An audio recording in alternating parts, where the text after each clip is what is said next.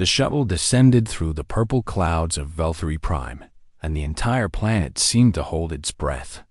In the Grand Palace at the center of the capital city, Empress Zorvath sat upon her throne of black crystal and watched the small human vessel on her viewing screen. Her 4 eyes narrowed as the ship landed in the courtyard below. "One ship," Commander Rithak said from beside her. His voice carried a tone she had never heard from him before. It sounded almost like fear. They sent only 1 ship. The Empress gripped the arms of her throne. Her pale blue skin grew even paler as she remembered the reports. The terrible, impossible reports from the border. 12 warships gone. Hundreds of her finest warriors dead. And for what? A tiny human colony on a worthless rock at the edge of nowhere.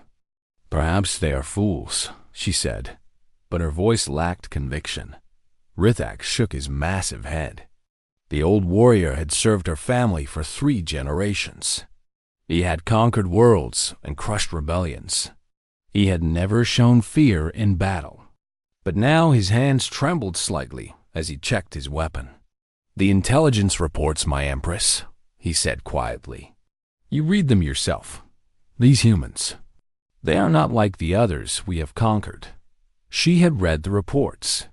She wished she had not. The humans came from a world called Earth, a place of extreme temperatures, violent weather, and deadly predators. They had evolved not as the dominant species, but as prey. Yet somehow, they had survived. They had thrived. They had become something the galaxy had never seen before. Persistence predators, the scientists called them.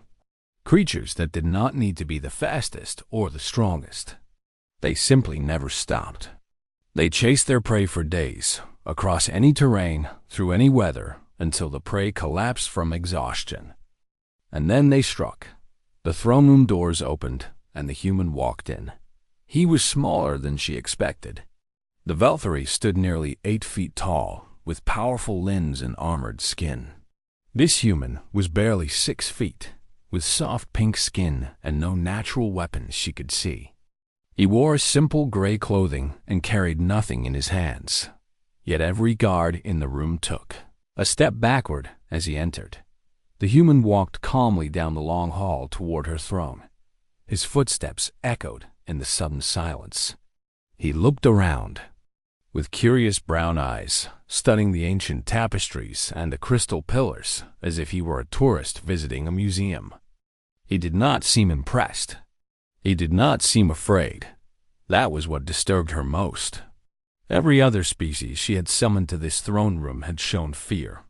The Krelloks had begged for mercy. The Venery had offered tribute. The Maldari had collapsed and wept.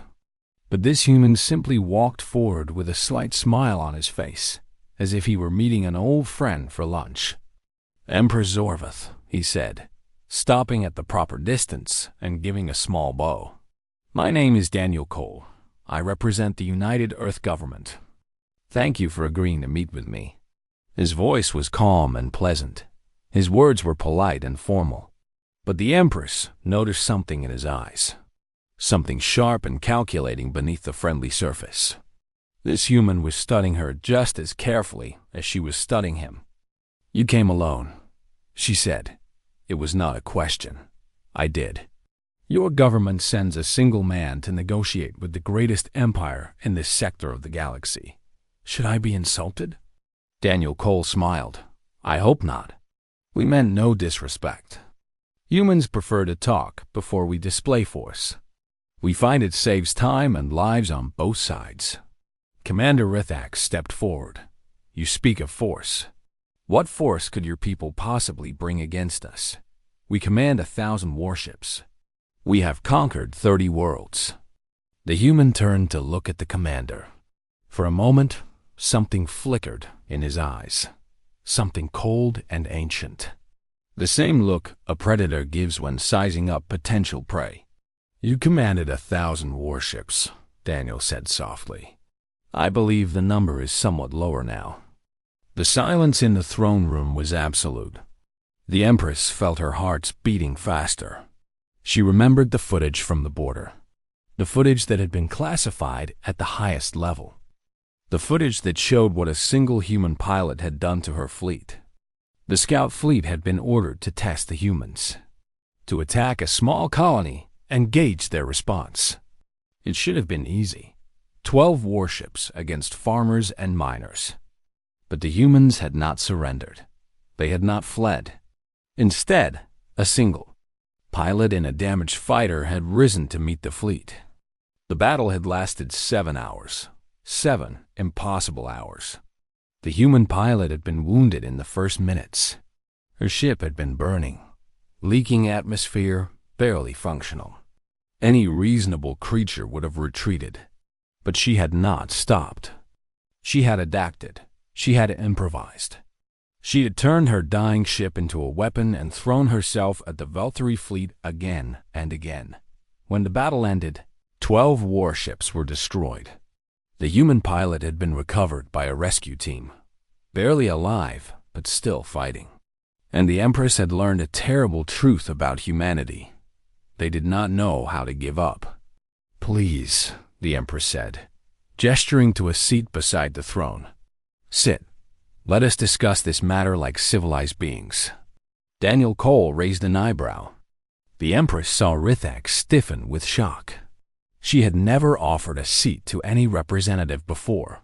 It was a sign of respect reserved only for equals, but she had no choice. The reports were clear. These humans were unlike anything the Empire had faced. They were soft and small and fragile, but they possessed something far more dangerous than strength. They possessed will. Daniel sat down, still wearing that pleasant smile. "Thank you, Empress. I appreciate your hospitality." She leaned toward him, studying his unremarkable face. "Tell me, Ambassador Cole, why are you not afraid? You are alone in the heart of my empire, surrounded by warriors who could kill you in an instant. Yet, you show no fear." Daniel met her gaze without flinching. "Should I be afraid? Any other species would be terrified." "I am not any other species," he said simply. "I am human." The Empress turned to Commander Rithak, keeping her voice low enough that only he could hear. "That creature destroyed 12 warships. Alone?" Rithak nodded slowly, his eyes never leaving the human. "Not him personally, but one of his kind. And there are billions more like him on their homeworld." The Empress settled back into her throne. For the first time in her long reign, she did not know what to do. She had built her empire through fear and strength. But this human did not fear her, and his people had proven stronger than she could have imagined. The game had changed, and she was no longer certain she was winning. The Empress watched Daniel Cole with a mixture of curiosity and dread. He sat comfortably in the chair beside her throne, looking around the great hall with those strange human eyes. He did not fidget or sweat or show any sign of nervousness. He simply waited, as if he had all the time in the universe. "You must be wondering," she said finally, "why we summoned you here." "I have some ideas," Daniel replied, "but I would prefer to hear it from you directly." Commander Rithak growled softly. "You speak as if you have the advantage here, human. You are one man in a room full of warriors." Daniel turned to look at the commander. His expression remained friendly, but something in his posture shifted. It was subtle, barely noticeable, but the Empress saw it. The human had just identified Rithak as a potential threat and had adjusted his position accordingly. "Commander," Daniel said calmly, "I mean no disrespect, but I came here to talk, not to fight. If your Empress wanted me dead, she would not have invited me to sit." The Empress raised a hand to silence Rithak. "He is correct. We did not bring him here to kill him." She paused, considering her next words carefully. "We brought him here because we need to understand something." "Understand what?" "Your people. Your species. We have conquered many worlds and many races. We have never encountered anything like humanity before." Daniel leaned back in his chair. "What makes us so different?" The Empress gestured to a holographic display that appeared in the center of the room. The image showed a small blue planet hanging in space, surrounded by stars. "Your homeworld," she said. "Earth. Our scientists have studied it extensively. It is a death world, Ambassador. The gravity is crushing. The atmosphere is corrosive. The weather patterns are violent and unpredictable. The planet is covered with predators, diseases, and natural disasters." Daniel nodded. "That sounds about right. By all logic, your species should not exist. Any creature evolving on such a world should be weak and short-lived. Yet somehow, humans not only survived, but became the dominant species. You spread across your entire planet. You built civilizations. You reached for the stars. We are stubborn," Daniel said with a slight smile. "You are more than stubborn." The Empress changed the holographic display. Now it showed the wreckage of Velthary warships floating in space. "This is what remains of our scout fleet. 12 ships. Over 800 warriors. Destroyed by a single human pilot and a damaged fighter." The room fell silent. Daniel's smile faded as he looked at the wreckage. The Empress watched his face carefully, searching for any sign of emotion. "Lieutenant Amy Dawson," Daniel said quietly. That was her name. She was 26 years old. She had been stationed at the colony for only 3 months. "You knew her?" "I know of her.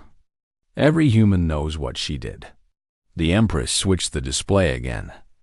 This time, it showed footage from the battle itself, recorded by Velthary sensors. The Empress had watched this footage many times. Each time, it filled her with a cold dread that she could not explain. The video showed a small human fighter, battered and burning, flying directly at a Velthary destroyer. The destroyer fired its weapons, tearing chunks of metal from the tiny ship. Any rational creature would have retreated. The battle was hopeless.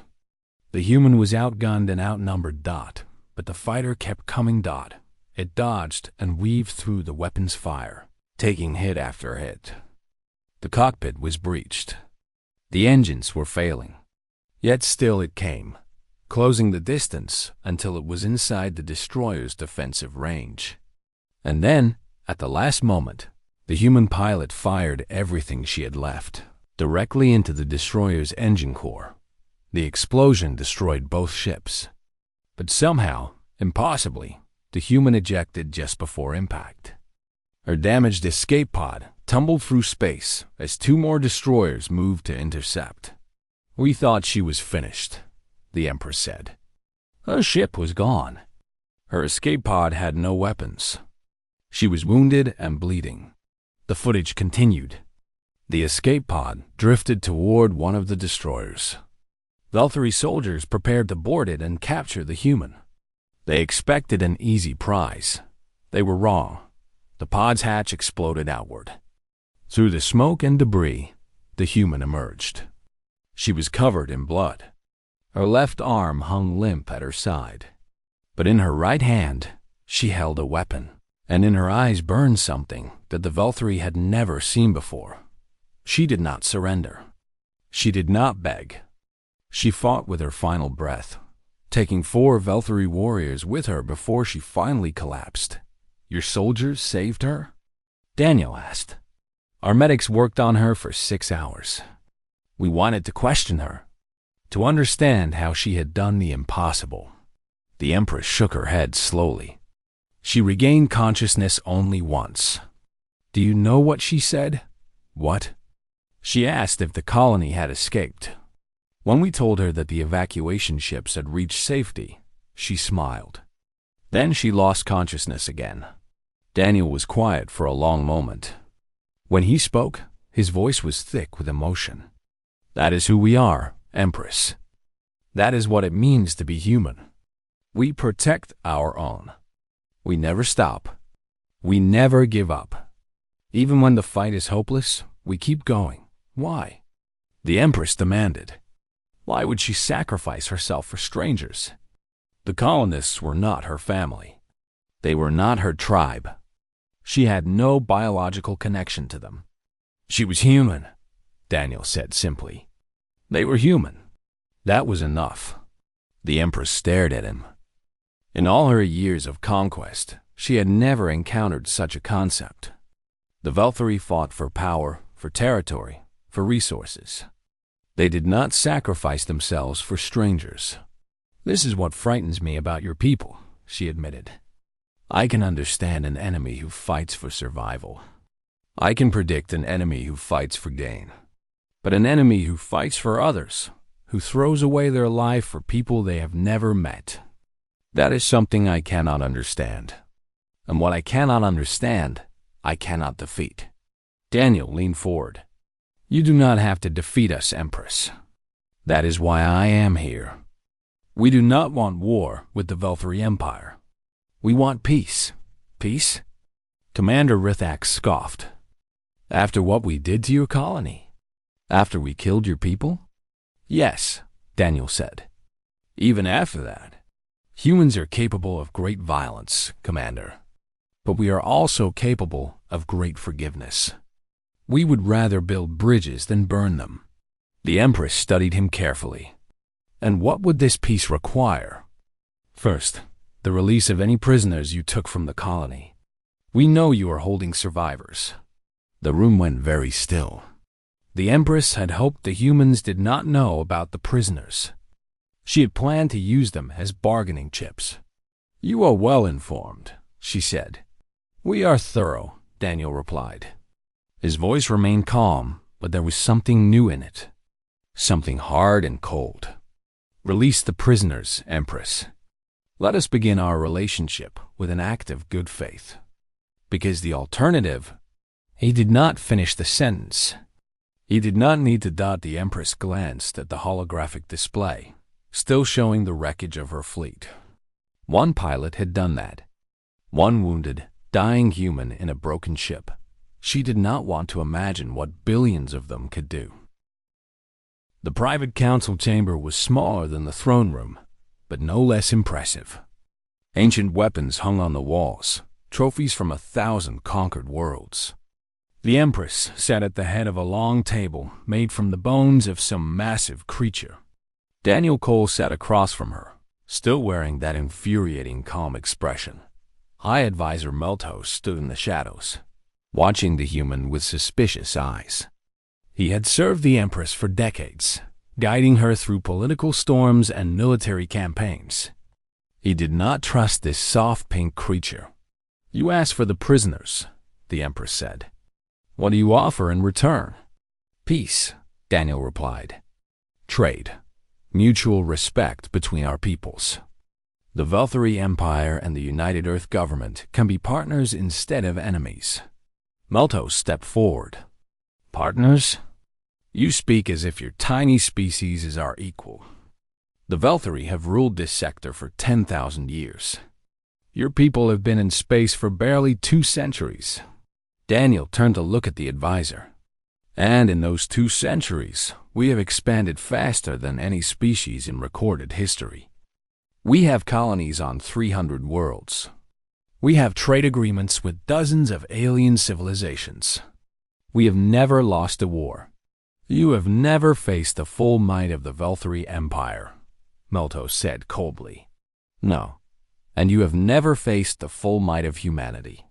Daniel's voice remained calm, but his eyes hardened. I hope we can keep it that way. The door to the council chamber opened, and a massive Velthari warrior strode in. General Vorn was the Empire's greatest military leader, a scarred veteran of countless campaigns. He looked at Daniel with undisguised contempt. This is the human? He growled. This fragile creature is what has frightened everyone so badly. General, the Empress said warningly. Vorn ignored her. He walked around the table until he was standing directly behind Daniel. His shadow fell over the human like a threat. I have studied your species, human.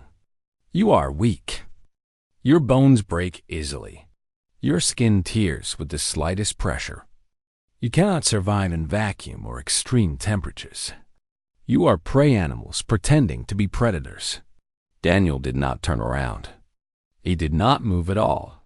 Is there a point to this, General?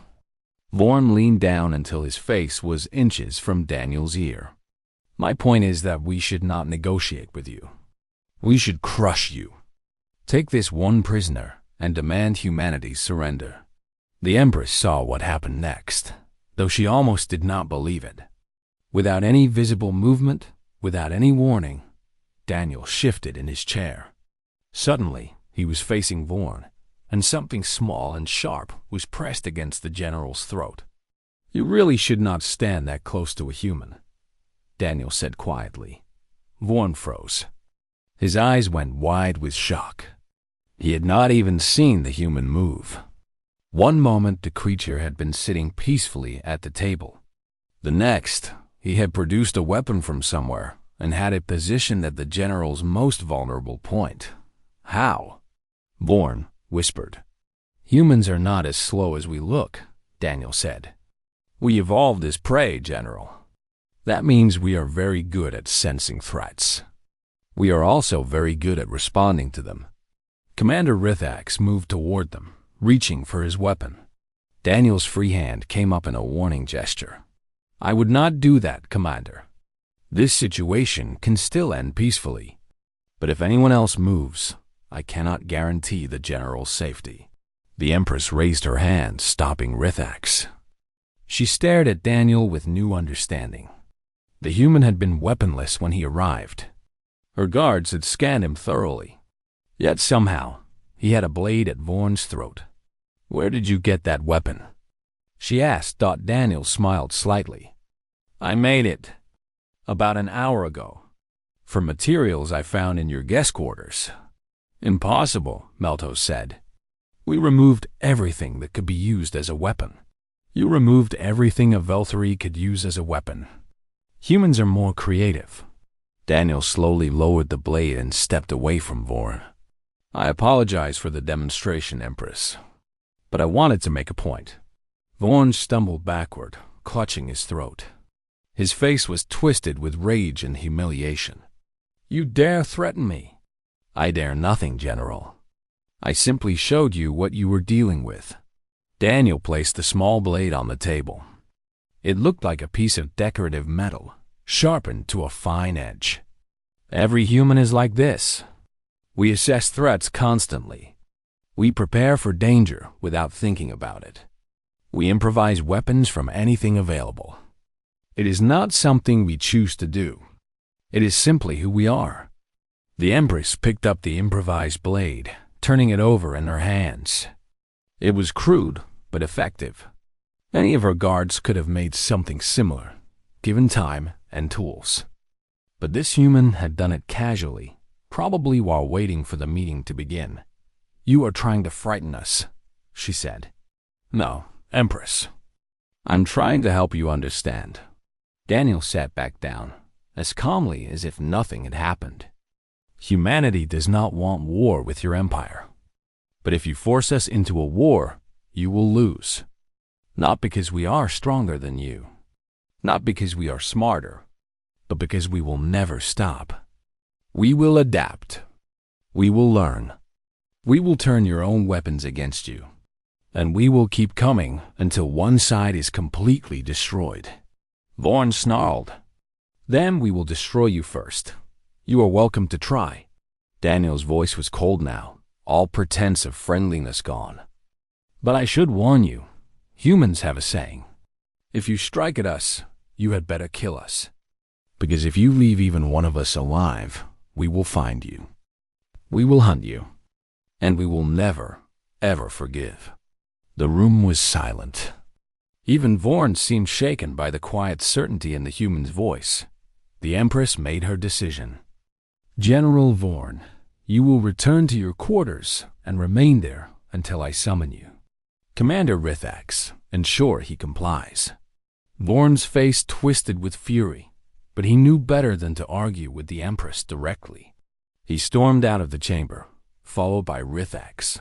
When they were gone, the Empress turned back to Daniel. You said you want peace. Prove it. What are you willing to offer? technology sharing, trade routes, cultural exchange, medical knowledge. Daniel leaned forward. Humans have developed many things that could benefit your empire, and we are eager to learn from you as well. And the prisoners must be released. That is not negotiable, Empress. We do not leave our people behind, ever. The Empress studied him for a long moment. She saw the determination in his eyes, the quiet confidence that never wavered. This human was not bluffing. He truly believed that humanity could defeat her empire. The worst part was that she was beginning to believe it too. General Vaughn will not accept this, Melto said quietly. He will demand satisfaction. He will want to prove that humans can be beaten. The Empress nodded slowly. An idea was forming in her mind.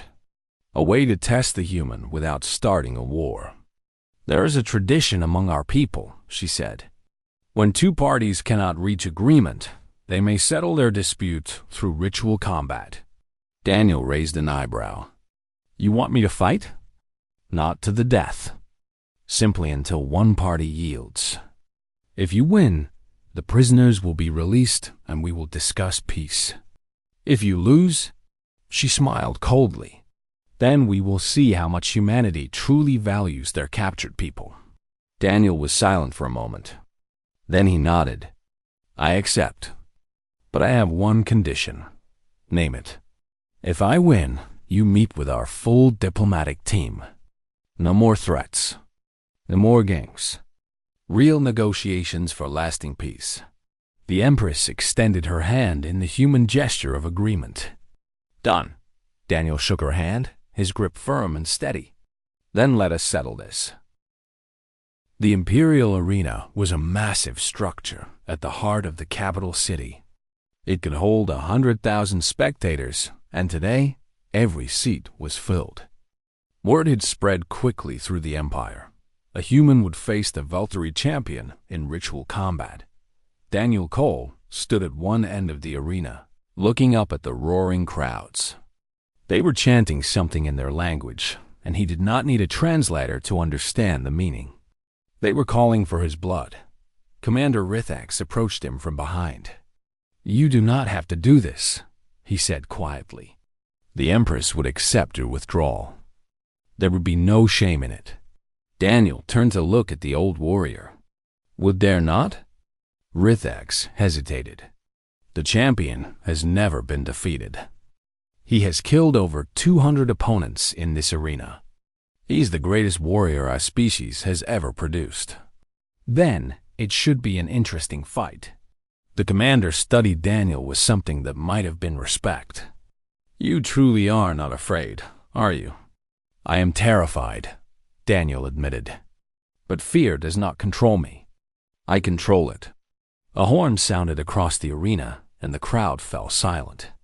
The great gates at the far end began to open, and through them walked the largest living creature Daniel had ever seen. The champion of Valtteri was nearly 9 feet tall. His arms were as thick as tree trunks, covered in natural armor plates that could stop bullets. His hands ended in claws that could tear through metal. His face was a nightmare of sharp teeth and burning red eyes. He walked slowly toward Daniel, each step shaking the ground. The crowd began to chant his name, a thunderous sound that echoed off the arena walls. Korath, Korath, Korath. Daniel took a deep breath and stepped forward to meet him. Korath stopped a few feet away, looking down at the small human with amusement. This is what the Empress fears? His voice was like grinding stones. This tiny pink creature? I am Daniel Cole, Daniel said calmly. I represent humanity. Korath laughed, a horrible sound that made the crowd cheer louder. You will represent them in death, little one. I will tear you apart and send your pieces back to your homeworld as a warning. Daniel did not respond. He was studying the champion, analyzing his movements, his stance, the way he distributed his weight. Every creature had weaknesses. He just needed to find them. The horn sounded again, and the fight began. Karth moved with surprising speed for his size, lunging at Daniel with claws extended. Daniel threw himself to the side, rolling across the sand and coming up running. The champion's claws missed him by inches, leaving deep gouges in the ground. The crowd roared with excitement. They had seen this before. The prey running, the predator pursuing. It always ended the same way. Karth charged again, and again Daniel dodged. He was faster than the champion, but not by much. And he could not keep running forever. The arena was enclosed. Eventually, he would run out of room. "Stand and fight," Karth bellowed. "Show me the courage your species boasts of." Daniel kept moving, circling the arena, keeping his distance. He was watching, learning. The champion favored his right side. His left leg was slightly slower, probably an old injury that had never fully healed. And he became careless when he was angry. Daniel needed him to be very angry. "Your fleet attacked our colony," Daniel called out. 12 warships against farmers and children. "Very brave of you." Karth snarled but did not respond. "One pilot destroyed them all," Daniel continued. "One wounded human in a broken ship. What does that say about Velthari courage?" The champion's eyes flashed with rage. "Lies. I have the footage. Would you like to see it? Your mighty warships burning, your warriors dying, all because of one human woman who refused to surrender." Karth roared and charged blindly, his composure shattered. This time, Daniel did not run. He waited until the last possible moment, then dropped low and rolled directly between the champion's legs. As he passed beneath the massive creature, Daniel's hand shot out and grabbed the champion's weak left ankle. He pulled with all his strength, using Karth's own momentum against him. The champion stumbled, his arms windmilling for balance. He crashed to the ground with an impact that shook the arena. The crowd fell silent in shock. Daniel was already moving. He scrambled onto Karth's back, wrapping his arms around the champion's thick neck. He was too small to strangle the creature, but that was not his goal. He locked his hands together and squeezed, cutting off blood flow to the brain. Karth thrashed wildly, trying to throw him off.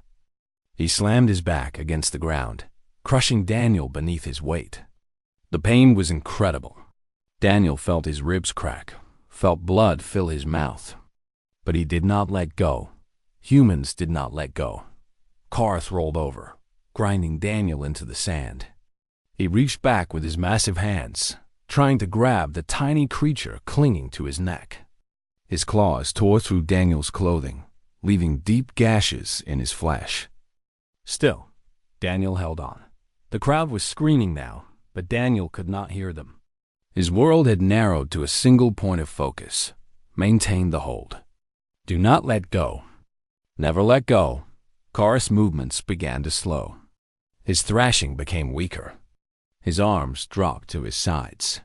"Yield," Daniel gasped through blood-stained lips. "Yield and this ends." The champion made one last effort to rise, then collapsed face first into the sand. His voice came out as a whisper. "I yield." Daniel released his grip and rolled off the fallen champion. He lay on his back in the sand, staring up at the purple sky of Velthari Prime. His body was broken. His ribs were shattered. He was bleeding from a dozen wounds, but he had won. The arena was completely silent. 100,000 Velthari stared down at the scene in utter disbelief. Their greatest champion lay defeated, brought down by a creature half his size and a fraction of his strength. Daniel slowly, painfully, climbed to his feet. He swayed but did not fall. He looked up at the Empress in her royal viewing box and managed a bloody smile. "The prisoners," he said, his voice carrying across the silent arena. "We had a deal." The Empress stared at him for a long moment. Then, to the shock of everyone present, she began to applaud. Slowly, reluctantly, the crowd joined in the viewing box, Commander Rithix leaned toward the Empress. "How?" he whispered. "The champion was 10 times stronger. How did the human win?" The Empress watched Daniel Cole limp toward the arena exit, leaving a trail of blood in the sand. Medical teams were rushing toward him, but he waved them off until he reached the gate. Only then did he allow himself to collapse. "Strength is not everything," the Empress said quietly. "The human taught us that today. They do not win because they are powerful. They win because they refuse to lose." At the edge of Velthury space, a fleet of human ships waited in the darkness. Captain Greg Patterson stood on the bridge of his flagship, watching the long-range sensors.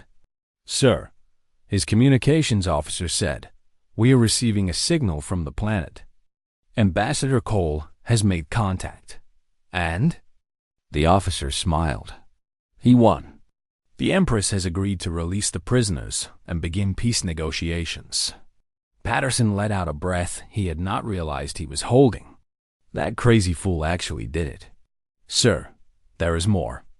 Medical reports indicate the ambassador sustained significant injuries during some kind of combat. He is in serious condition." Patterson nodded slowly. "Prepare a shuttle. I am going down there personally to bring him home." He paused, looking out at the stars. "And get me a channel to the Velthury. Let them know the rest of humanity has arrived." The medical bay of the Imperial Palace was the finest in the Velthury Empire. Alien technology hummed and glowed as machines worked to repair Daniel Cole's broken body. He lay on a bed designed for creatures twice his size, surrounded by Velthury doctors who studied him with scientific curiosity. "His bone structure is remarkable," one doctor said to another. "It has already begun to heal itself. And look at his blood, it carries far more oxygen than ours. No wonder they can keep fighting long after they should be dead." Empress Zorvath stood in the doorway, watching the humans sleep. Commander Rithix waited beside her, his expression troubled. "He should not have survived," Rithix said quietly. "The champion crushed him repeatedly. His ribs were shattered, his organs bruised. Any Velthury would have died from such injuries. Yet he held on," the Empress said. "He refused to release his grip until the champion yielded."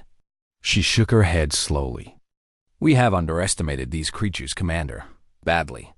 The door behind them opened, and High Advisor Meltos hurried in. His face was pale with worry. "Empress, the human fleet has entered our space. 20 warships, led by someone called Captain Patterson. He requests permission to land and retrieve Ambassador Cole and the prisoners." The Empress nodded. "Granted. But Empress, granted, Meltos. We made a bargain, and we will honor it." She looked back at the sleeping human. "Besides, I find myself curious to meet more of these creatures." 3 hours later, the Imperial courtyard was filled with activity. Velthury soldiers stood at attention as human shuttles descended from the sky. The first shuttle touched down, and a tall man in a military uniform stepped out. Captain Greg Patterson had gray hair and sharp blue eyes that scanned the crowd with professional assessment. Behind him came a medical team, carrying stretchers and equipment. And behind them, walking slowly but steadily, came a young woman with short brown hair and a determined expression. She wore the uniform of a human pilot, and her left arm was wrapped in bandages. The Empress felt her heart skip. She recognized that face from the combat footage. Lieutenant Amy Dawson, the pilot who had destroyed her fleet. The woman who had refused to die. Patterson approached the Empress and gave a formal bow. "Empress Zorvath, thank you for agreeing to this meeting. Captain Patterson, welcome to Velthury Prime." The Empress gestured to Amy. "I see you brought her. The pilot who started all of this." Amy stepped forward, her chin held high. "With respect, Empress, your fleet started it when they attacked our colony." The Empress studied the young woman. She was small, even by human standards. Her eyes still held shadows of pain from her injuries, But there was something in her expression that reminded the Empress of Daniel Cole. That same quiet certainty, that same refusal to be intimidated. "You are brave to come here," the Empress said. "Many of my people would like to see you punished for what you did." "I defended my people," Amy replied. "I would do it again without hesitation." "I know you would. That is what makes your species so terrifying." The Empress turned to Patterson. "Your ambassador won his victory. The prisoners are being prepared for transport. But I have questions I wish to ask first." Patterson nodded. "Ask them. Why do you protect each other so fiercely?" "The colonists your pilot defended were strangers to her. She had no reason to sacrifice herself for them. Yet she did. Why?" It was Amy who answered. "Because they were human. Because they needed help. Because leaving them behind was unthinkable." She met the Empress's eyes without flinching. "We do not abandon our own, ever. It is not a choice we make. It is simply who we are." The Empress considered this. In her culture, such sacrifice was considered foolish. Resources should be preserved for those who could benefit the Empire. But the humans saw things differently. To them, every life mattered. Every person was worth protecting. "Come," she said finally. "Your ambassador is awake. He will want to see you." They found Daniel sitting up in his medical bed, arguing with a Velthari doctor about getting out of the recovery unit. His torso was wrapped in bandages, and his face was bruised, but his eyes were alert and sharp. "Greg," he called out when he saw Patterson. "Tell these people I am fine. I need to finish the negotiations." Patterson shook his head with a tired smile. "You nearly got yourself killed, Daniel. The negotiations can wait until you recover." "The negotiations cannot wait. We have momentum now. The Empress is ready to listen." Daniel swung his legs over the side of the bed and stood up, wincing in pain. "Where are the prisoners? Have they been released?" "They are being brought here now," the Empress said from the doorway. 43 survivors from your colony. Some are badly injured, but all are alive." Daniel's expression softened with relief. "Thank you, Empress. That means more than you know." "Do not thank me yet, Ambassador. We have much still to discuss." The Empress entered the medical bay, her guards remaining outside. "Your victory in the arena was impressive, but it does not change the fundamental situation. Your species and mine are still potential enemies." "We do not have to be," Daniel said.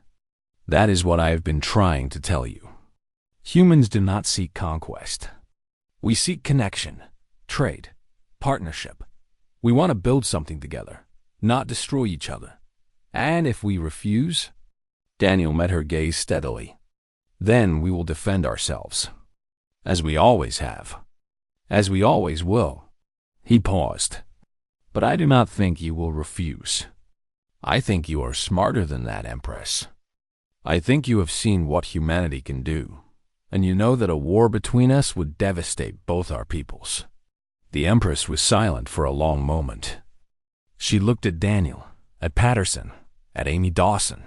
3 humans, so small and fragile by Velthari standards. Yet they radiated something powerful: confidence, unity, purpose. "You are right," she said finally. "I do not want war with humanity. The cost would be too high." She extended her hand in the human gesture of agreement.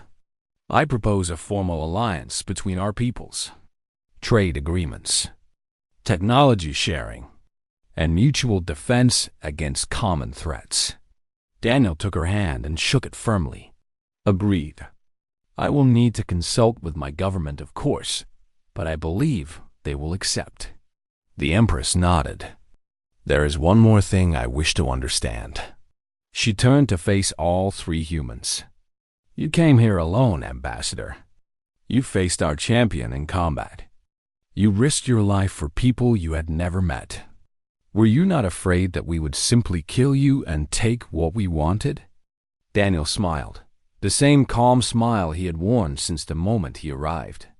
I was never afraid, Empress, because I knew that if anything happened to me, my people would come, not to avenge me, but to finish what I started, to rescue the prisoners, to protect the innocent. He looked at Patterson and Amy. That is what humans do. We come for each other, no matter how far, no matter how dangerous, no matter what stands in our way. Outside the medical bay, a commotion arose. The prisoners were arriving, carried on stretchers or walking on their own feet. Men, women, and children from the frontier colony, survivors of the Valkyrie attack. They were thin and weak, but they were alive. Amy pushed past Daniel and ran to meet them. She fell to her knees beside a stretcher carrying a young boy, tears streaming down her face. "Tommy! Oh God, Tommy, you are alive!" The boy looked up at her with wide eyes. "Lieutenant Dawson? You came for us."